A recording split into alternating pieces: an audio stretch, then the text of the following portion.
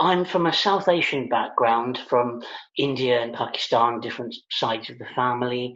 From a Muslim background, although I'm not a practicing Muslim.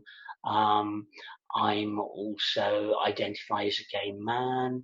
So in the past, that's created all kinds of um, conflicts and tensions, which I'm kind of working through. And at the moment, I'm in one of the country's few um, therapeutic communities actually for people with a diagnosis of borderline personality disorder. I just wanted to stress that the therapeutic community is not at all biomedical based. It's just you need the label in order to get the support. And yeah, it's been quite life transforming actually so far.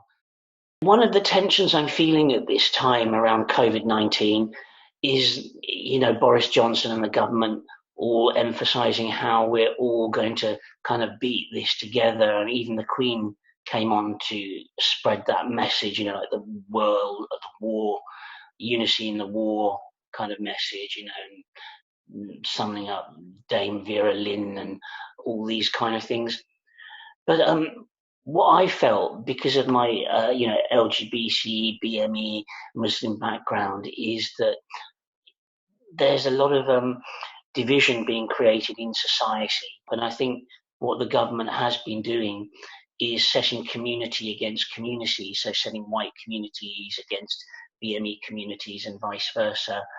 And there's a lot of division. So, that they've created. So then for them to appeal to me to say we're all kind of, in this together, it doesn't really make any sense.